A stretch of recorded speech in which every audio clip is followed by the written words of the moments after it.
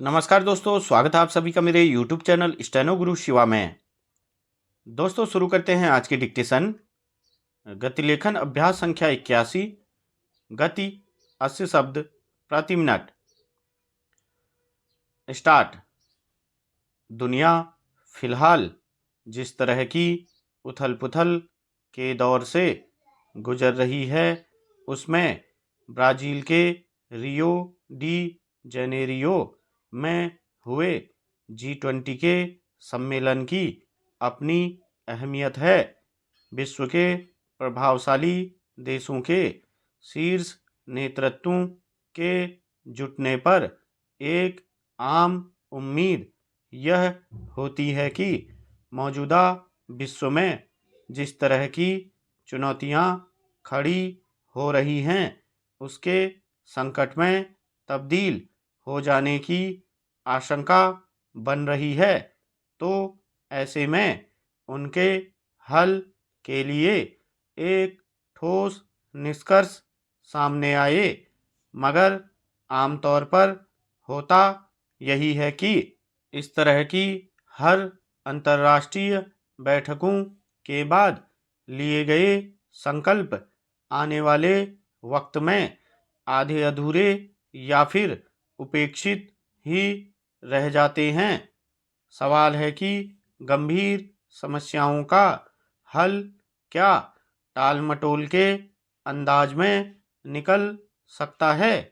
इस बार वैश्विक स्तर पर चुनौती के रूप में खड़ी परिस्थितियों पर चर्चा जरूर हुई। घोषणा पत्र में नई राह निकालने को लेकर सामूहिक रूप से उम्मीद भी जताई गई, मगर समस्याओं का समाधान करने के लिए उन पर अमल की राजनीतिक इच्छाशक्ति की जरूरत होती है।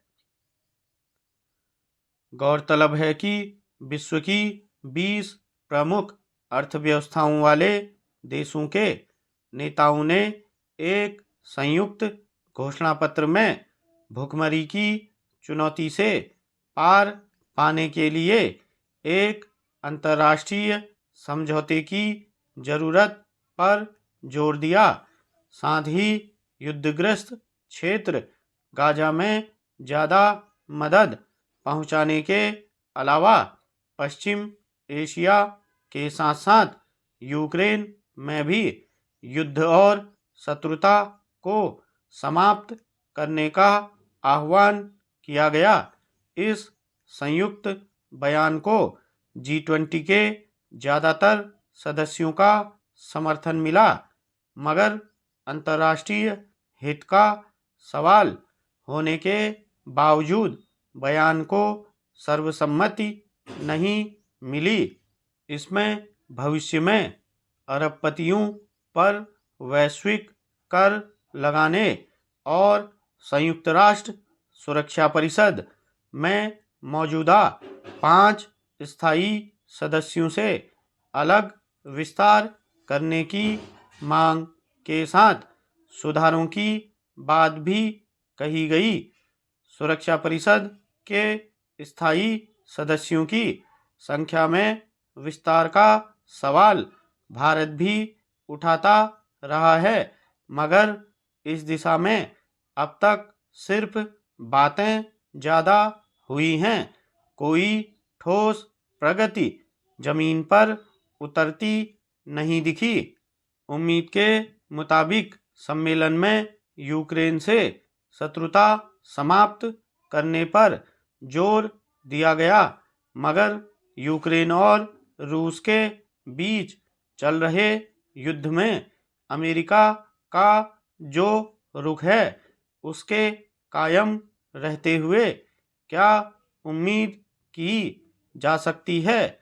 यह छिपा नहीं है कि वैश्विक स्तर पर जारी संघर्षों की वजह से ही खाद्य, ईंधन और उर्वरक आदि का संकट पैदा हो रहा है, और इससे सबसे ज़्यादा विकासशील देश प्रभावित हैं।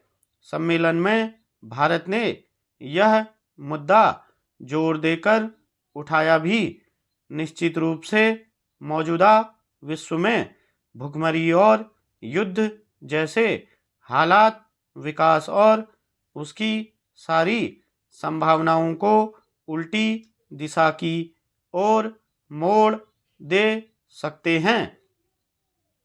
स्टॉप।